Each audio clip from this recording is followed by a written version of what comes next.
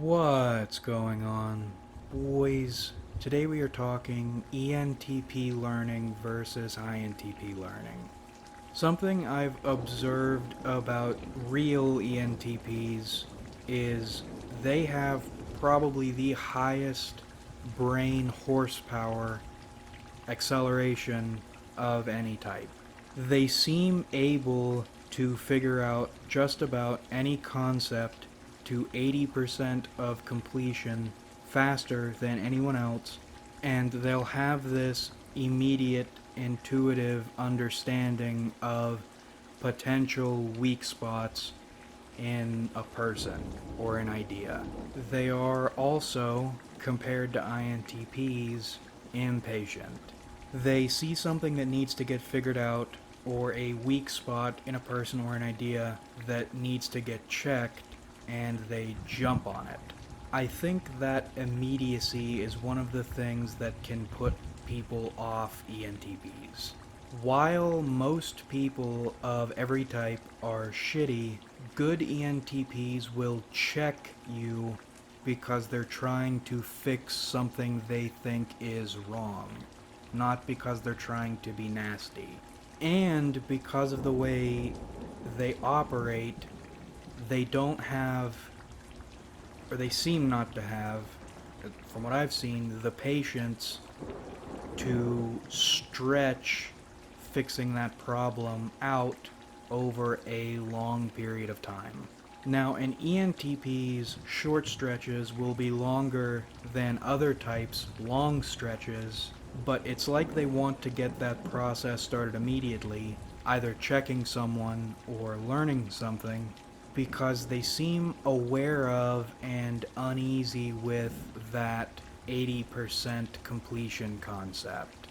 I've always heard people say for ENTPs it's always about the journey, not the destination, but I don't think that's the case.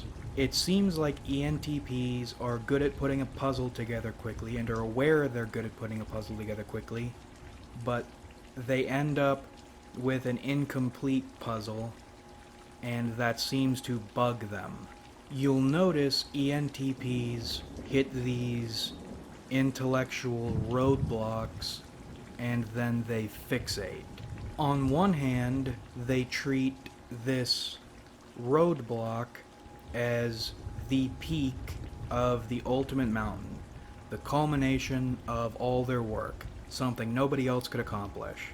At the same time, they don't move on as they otherwise would because they're aware what they're standing atop isn't everything.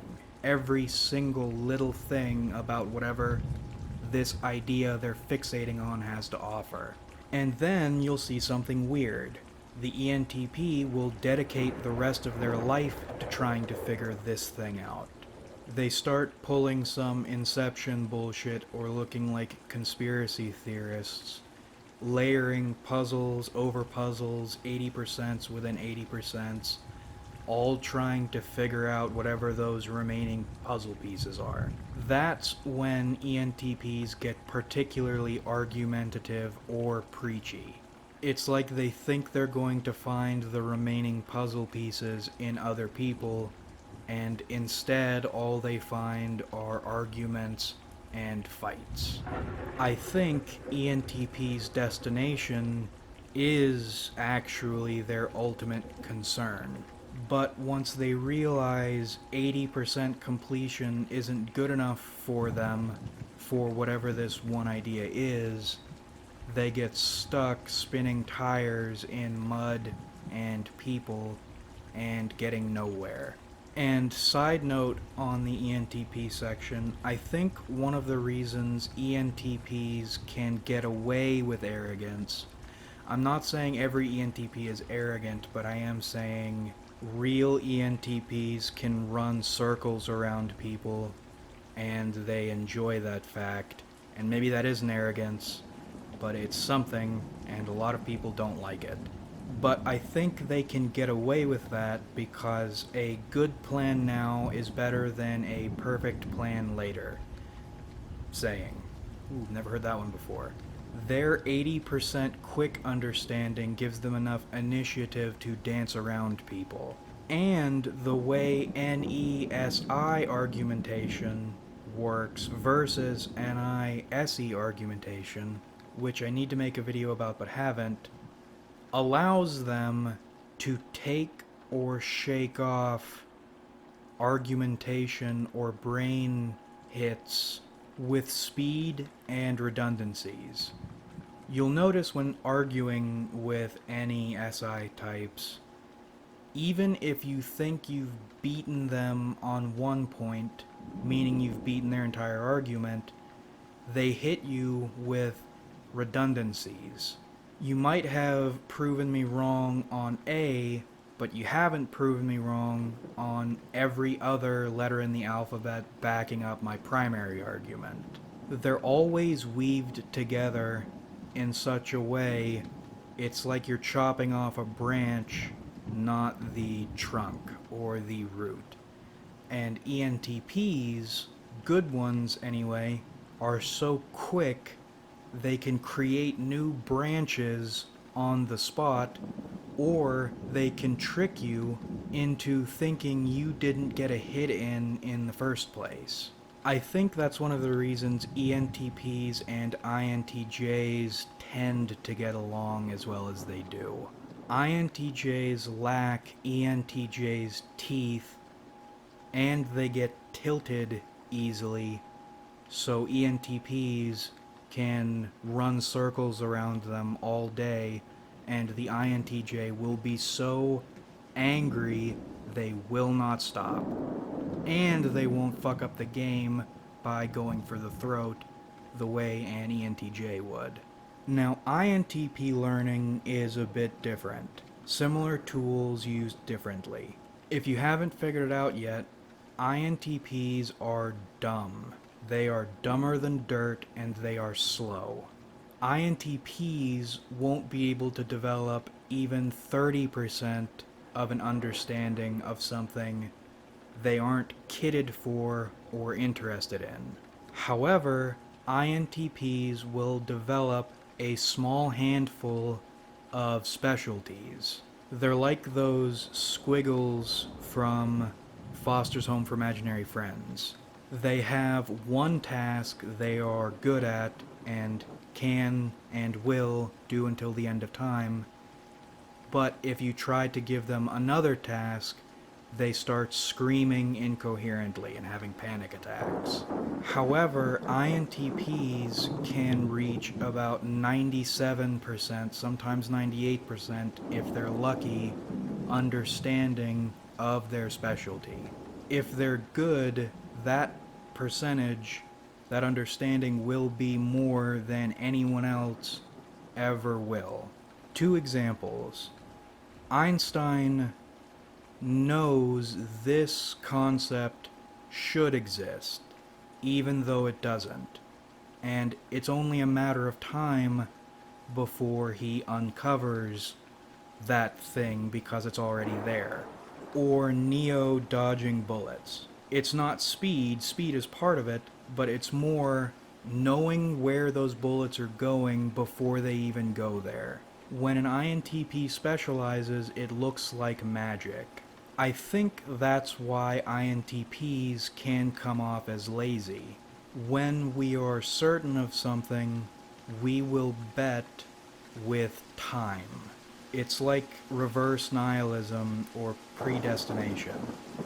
As long as the pieces are where they need to be before this point, we win and nothing else matters. Based on the information, whatever we're betting on is inevitable. And again, we bet using time. That doesn't mean we're right, and when INTPs are wrong, they are fantastically, explosively wrong. But as with ENTPs, NESI thinking, we've already factored our redundancies and potential failures into the plan, and will probably be right even if something goes wrong, unless that thing that goes wrong knocks the whole darned tree over, at least regarding our specialties. The problem with INTPs is they think their specialist knowledge means they know everything about everything, which makes us insufferable, and not even in a fun, charming, or even helpful, kind-hearted way as with ENTPs. Now, how do INTPs and ENTPs interact based on their learning styles?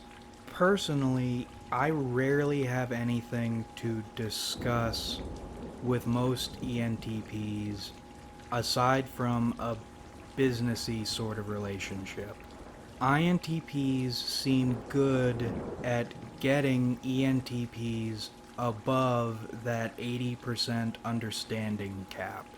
ENTPs seem good at digging INTPs out of their own incompetence and arrogance. ENTPs are quick to and good at showing INTPs they don't know shit about anything outside their specialties, if the INTP doesn't already know that. And because our wavelengths and words tend to operate similarly, they can make us aware of things that are going on in ways that make sense with the reasons we should give a shit about those things, and they can get us up to speed on them. In return, as I mentioned, we get them past their 80% cap, but what that does is gives ENTPs a stronger foundation so they don't need to be as quick and tricky. It always feels like giving ENTPs the tools they need to defend or spread ideas they're already sure of but have been promoting using their quickness, not their solidness. Like, here is the vocabulary or precedent or tools you need to understand exactly where you've gotten yourself and then get further. Whereas with ENTPs, for me, it feels like they come up to my cave door and knock and say, "Hey, stupid, what's going on? Here is a list of important things you should be paying attention to but aren't because you're dumb." Which might sound mean, but I don't take it that way. I don't think it's mean, because those are important things we should be paying attention to but aren't because we're dumb. And our dumbness is the reason I think INTPs and ENTJs get along.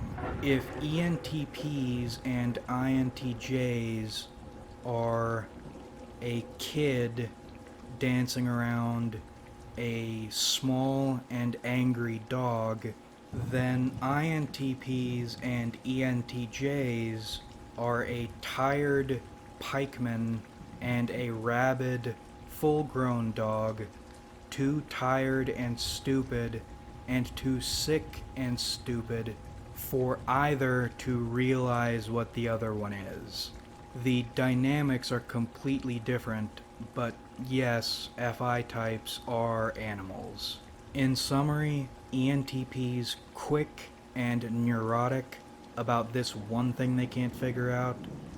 INTPs slow but steady, yet unaware of just how many things they don't know. But that about rippity wraps this one up. I hope you enjoyed watching, because I certainly enjoyed making it. It's not that INTPs aren't concerned about the destination. It seems like we're more concerned about everything being where it should be. At least so everything works the way we think it will. Like if you enjoyed, because it helps me out a lot. Subscribe if you haven't, because we do this shit sometimes. And comment your thoughts, because I love hearing from you. Are you an ENTP? How does your learning thing work? Is there anything you are stuck on and trying to figure out, but just can't for some reason? If you can't, why can't you? And what are you doing about it? ENTPs are hard to sniff out in the wild, And either there are a lot of fake ones, a lot of mistypes, or most ENTPs don't show that NTP side of themselves to most people. Studying them is difficult. But thanks again for watching, everybody. Really, we have a lot of fun on this channel. So much fun, in fact, you can throw away your washer and dryer and buy a fun washboard and wash your clothes in a washboard, with a washboard, a fun washboard, because you can't get that 8-hour arm workout in any other way. Not so much fun we have on this channel, and I look forward to doing this with you guys again in the future.